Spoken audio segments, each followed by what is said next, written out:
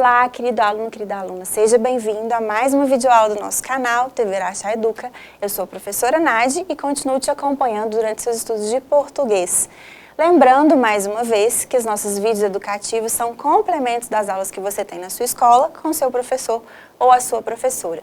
A proposta para a aula do nono ano de hoje é falar um pouquinho sobre as figuras de linguagem. Na aula anterior, nós falamos de algumas delas. Que tal a gente recordar um pouquinho? Bom, primeiro, para a gente falar de figuras de linguagem, a gente vai ter que lembrar do sentido denotativo e do sentido conotativo. Você se lembra o que é isso? Observe aqui esses exemplos. Naquela cidade há um rio. A menina chorou um rio de lágrimas. Observe que nessa primeira frase, a palavra rio tem o sentido literal.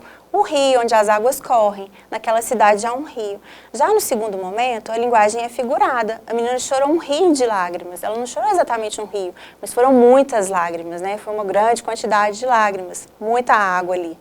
Então, eu tenho aqui o sentido denotativo, que é o sentido literal, que é muito usado nos textos jornalísticos, e o sentido conotativo, que é esse sentido mais figurado, que é utilizado no texto literário.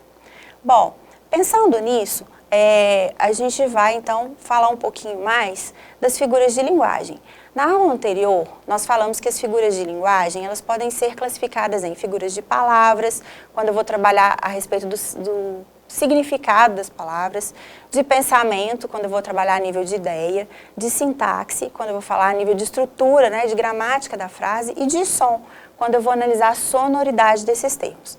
Na aula anterior, a gente falou bastante das figuras de palavras e de pensamento. Então, nessa aula, a gente vai recordar um pouquinho e a gente vai falar mais sobre as figuras de linguagem, principalmente sobre as figuras de sintaxe e as figuras de som.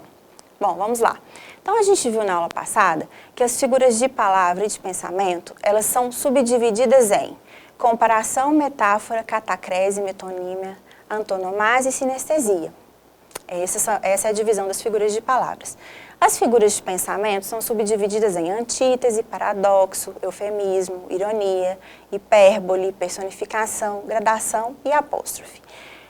As figuras de construção ou sintaxe, elas são divididas em hipérbato, elipse, zeugma, pleonasmo, polissíndeto, assíndeto, anacoluto, anáfora e silepse. Ufa, muita coisa, não é mesmo? Daqui a pouco a gente vai analisar cada uma delas. E as figuras de som ou figuras sonoras são divididas em aliteração, assonância, onomatopeia e paronomásia.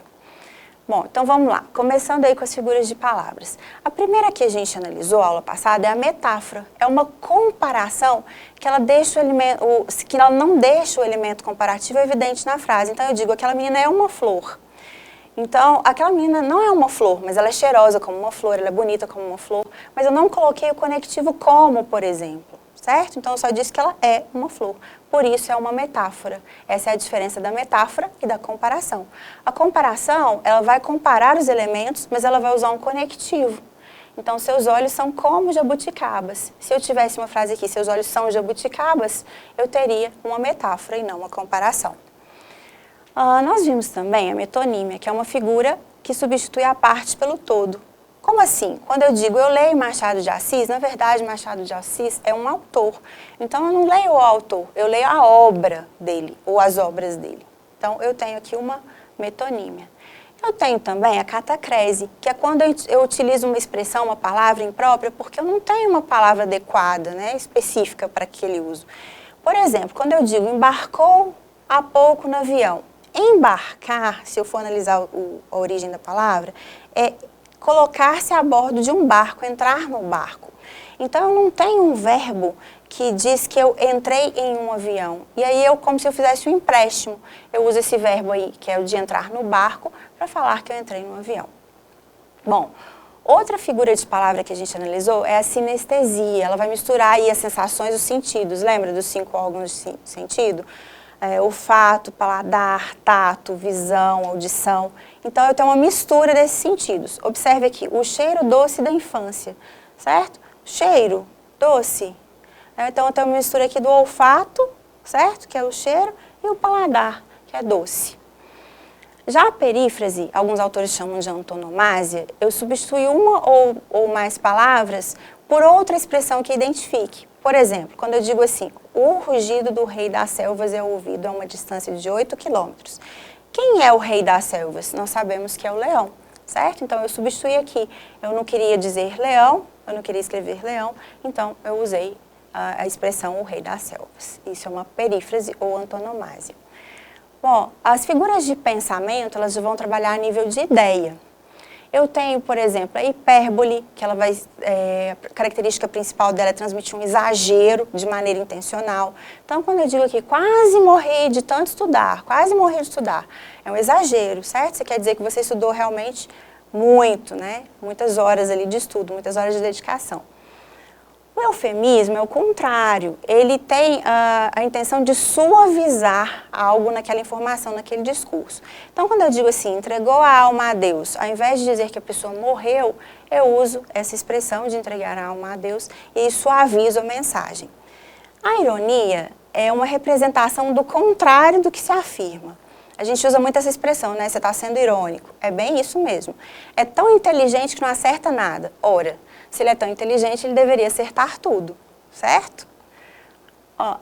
Dentro das figuras de pensamento, nós temos também a personificação ou prosopopeia, que é quando eu menciono qualidades, ações que são características dos seres humanos para objetos ou animais. Observe aqui o exemplo. O jardim olhava as crianças sem dizer nada. Bom, olhar. O ser humano olha, o jardim que tem plantas, ele não olha. Então, aqui o sentido figurado também, porque o jardim não tem essa capacidade de olhar as crianças e também não tem a capacidade de dizer nada. Antítese. Bom, antítese é quando eu uso termos que têm sentidos opostos. Toda guerra finaliza por onde deveria ter começado a paz. Então, eu tenho aqui guerra e paz, que são palavras que têm sentidos opostos. Bom, e o paradoxo? O paradoxo eu vou trabalhar a nível de ideia e não de sentido. Como assim? Quando eu digo, estou cego de amor e vejo o quanto isso é bom. Então, estou cego de amor e vejo o quanto isso é bom. Então, eu tenho aqui a nível de ideia uma informação contraditória, certo? Então, cego de amor e vejo o quanto isso é bom. Então, se eu estou cego, como que eu vejo? Bom, vamos lá. Gradação. Eu vou trazer uma representação de ideias aí através de uma forma crescente ou decrescente. Observe. Inicialmente calma, depois apenas controlada, até o ponto de total nervosismo. Então, olha, inicialmente calma, controlada, nervosa. Então, eu tenho uma ideia de uma gradação que é crescente.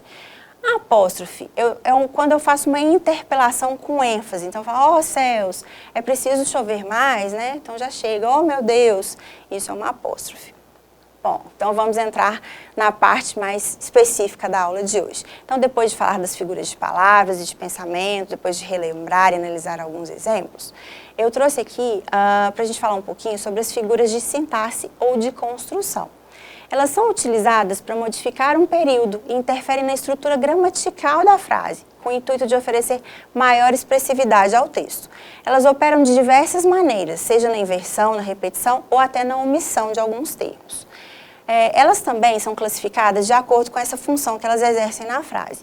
A primeira delas que a gente vai analisar é a elipse. A elipse é a omissão de um ou mais termos que não foram anteriormente expressos na frase. E essa vai ser uma diferença fundamental para que a gente consiga diferenciar a elipse da zeugma.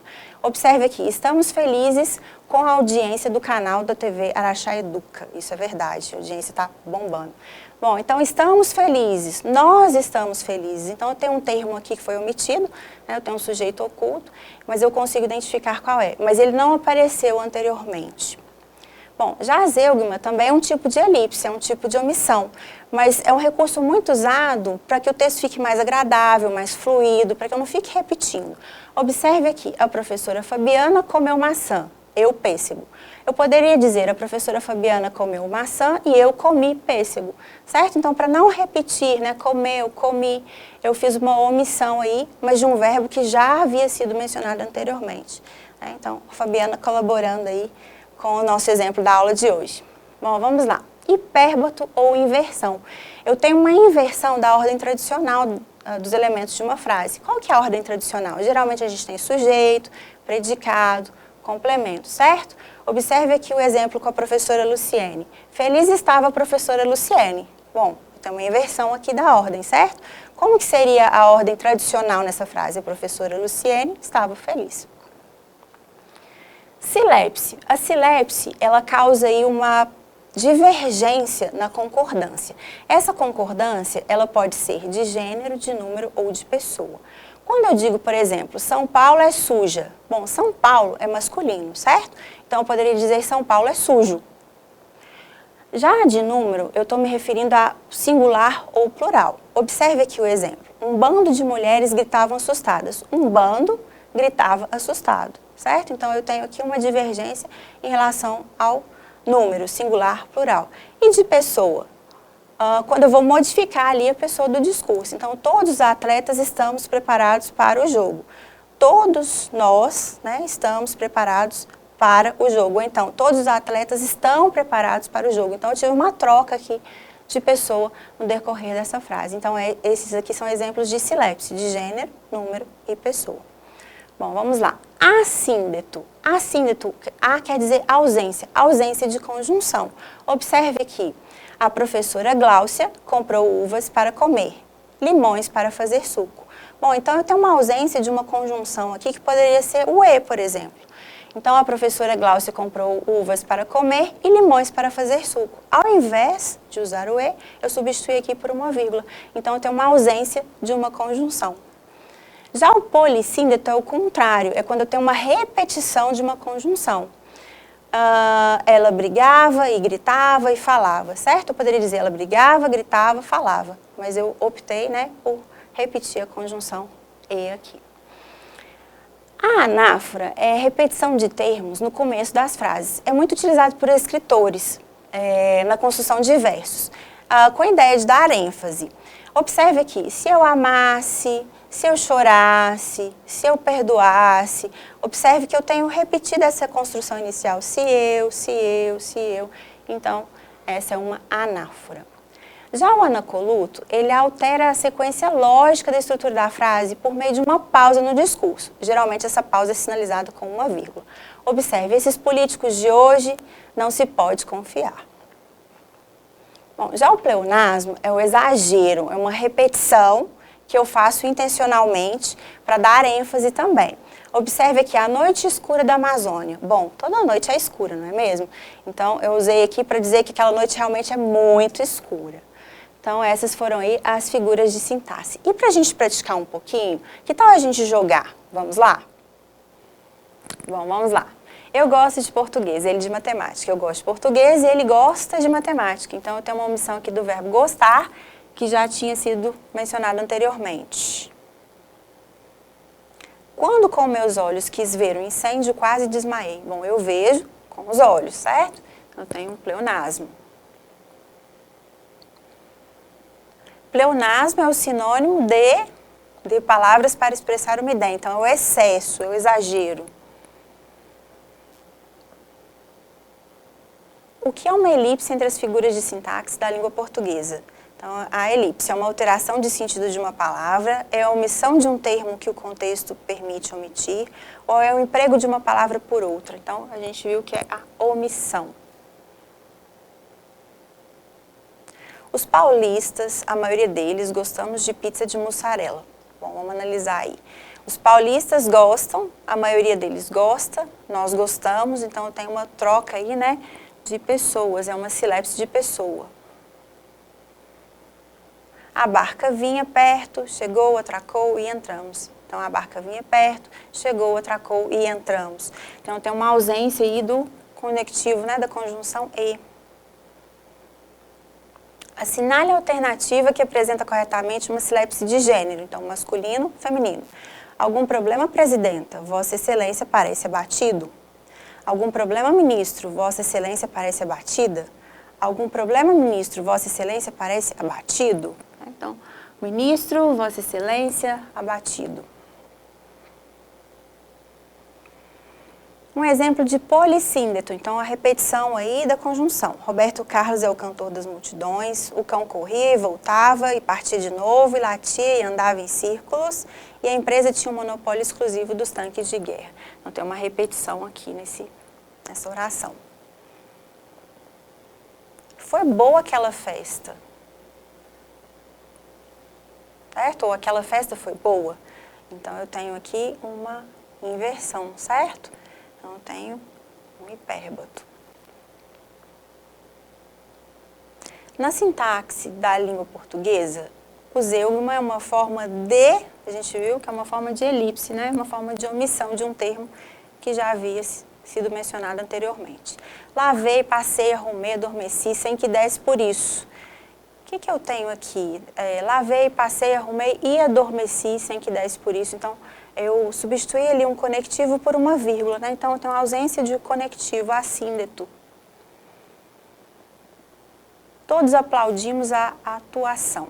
Bom, todos aplaudiram, nós aplaudimos, então eu tenho aqui uma sílabse de pessoa.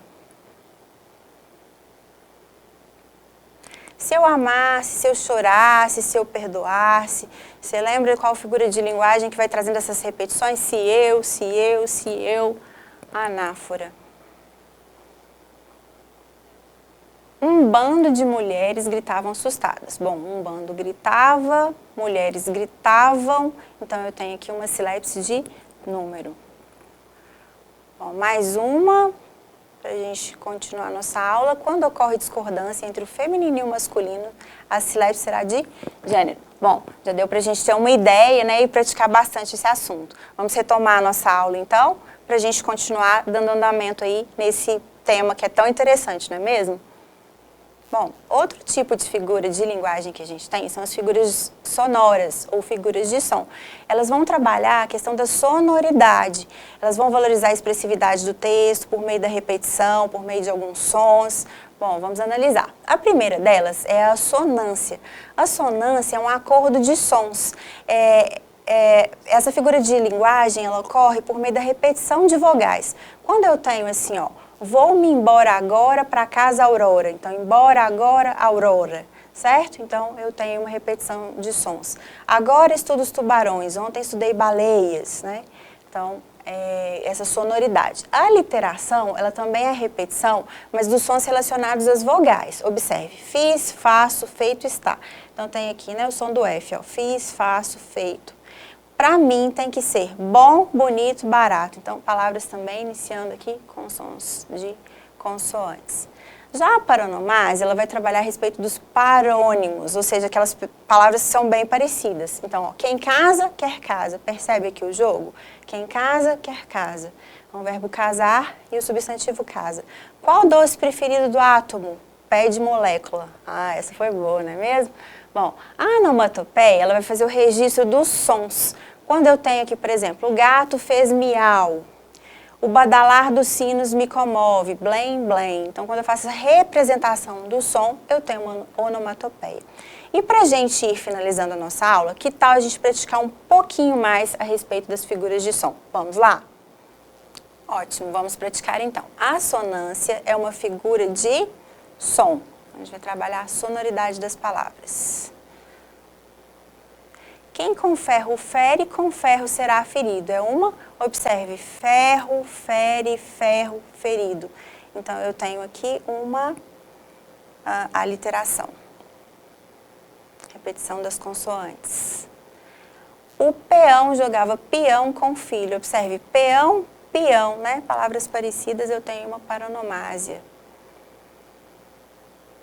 Tinha o coração na mão. Coração na mão. Então, eu tenho aqui uma assonância, né? Final de coração, final de mão. Tum, tum, bate coração. O som do coração, onomatopeia. Qual das alternativas abaixo representa a figura de som onomatopeia? Acordei com o ding-dong da campainha, o pato pateta pintou o caneco, a gente muda o mundo da mudança da mente, o cavaleiro é um cavalheiro. Bom, então, ding-dong, som da campainha. Almoçou o almoço. Então, olha só, palavras parecidas, né? Almoçou, almoço, paronomásia. Adoro e ignoro, ou escolho, abandono. Observe, adoro, ignoro, escolho, abandono. Então, eu tenho aqui uma assonância, som das vogais. Consegue ouvir o tic-tac do relógio? Tem uma onomatopeia, o som do relógio. E última, para a gente finalizar a aula de hoje, a cidade era fétida, feia, fria. Então, observe, fétida, feia, fria, aliteração, repetição das vogais. Bom, vamos lá. Então, aqui nós vamos finalizando mais uma aula de língua portuguesa. Hoje nós falamos um pouquinho das figuras de linguagem, nós relembramos sobre as figuras de palavra e de pensamento e nós falamos um pouquinho, exemplificamos e jogamos sobre as figuras de sintaxe e figuras de som.